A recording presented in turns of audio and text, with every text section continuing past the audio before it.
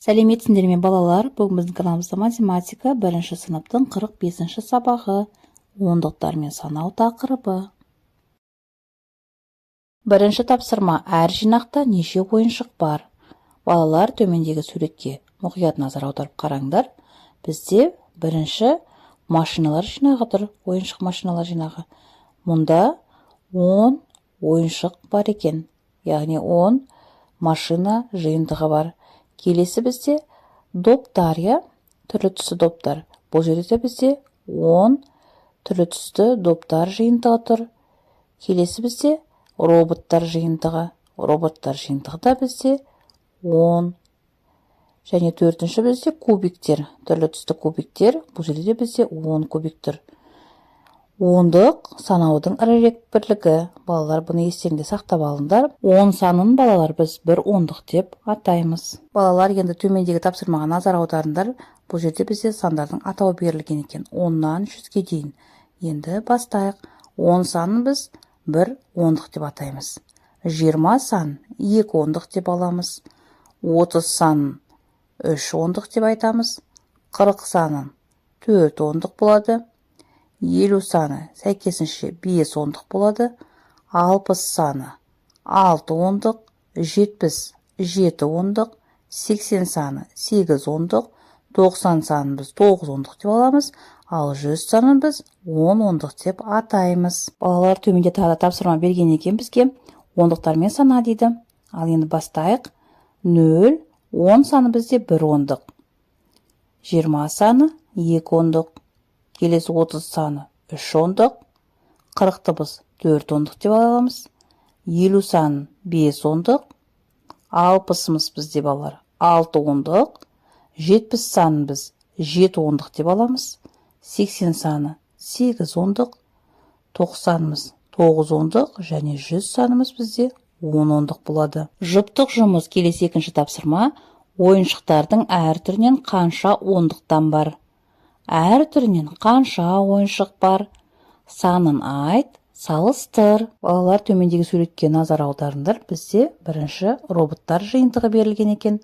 Роботтар жиынтығында бізде 10 робот тұр. Яғни бір ондық болады. Келесі бізде кубиктер. Кубиктердің әр жиынтығы бізде 10-нан. Демек, бұл жерде 8 жиынтық тұр. Яғни 80 кубик бар екен. 80 кубигіміз бізде 8 ондық болады. Келесі түрлі түсті доптар тұр. Әр жиынтықта бізде 10 доптан бар. Барлығы 4 жиынтық тұр. Демек, бұл жерде бізде 40 түрлі түсті доп тұр. 40 санын біз сәйкесінше 4 ондық деп атаймыз. Енді балалар, салыстырайық. Балалар, бұл жерде бірінші мысалда бізде артық белгісі белгіленген екен. Яғни бұл жерде 80 артық 40-тан, немесе 40 артық 10-нан деп жазамыз. Келесінде бізде кем белгісі берілген екен. Яғни 10 кем 80-нен, немесе 40 кем 80-нен деп жазсақ болады. Математика күнделікті өмірде. Келесі үшінші тапсырма: жарысқа қатысушылардың нөмірін тура және кері ретпен ата. Енді балалар, төмендегі суретке мұқият назар аударыңдар. 10, 20, 30, 40, 50, 60, 70, 80, 90. Мінеки балалар, осылай біз жарысқа қатысушылардың нөмірін тура ретпен айттық. Енді кері ретпен айтайық. 90, 80, 70, 60, 50, 40, 30, 20, 10. Енді балалар, төмендегі тапсырманы орындайық. Жазылу үлгісіне қара. Сандарды өсу ретімен жаз.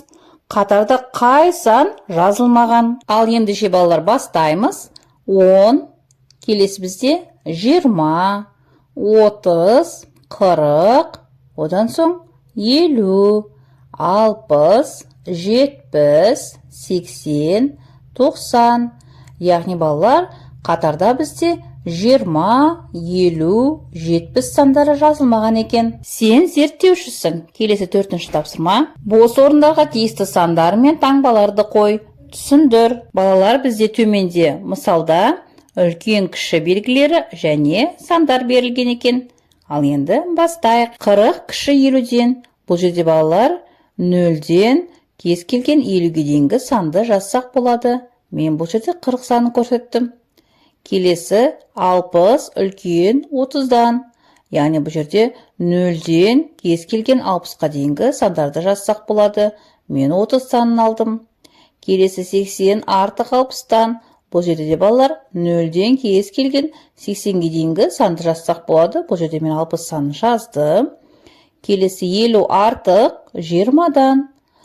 Бұл жерде де балалар тура сондай кез келген 0-ден 50-ге дейінгі санды жазсақ болады. Келесі 70 кіші 100-ден. 90 артық 60-тан. Соңғы мысалда балалар үлкен кіші белгілерін қойып шықтық. Осымен балалар сабақ аяқталды. Соңына дейін назар салып тыңдағандарыңа рахмет. Сабағына лайк басып, каналға тіркелуді ұмытпаңдар. Келесі кездескенше.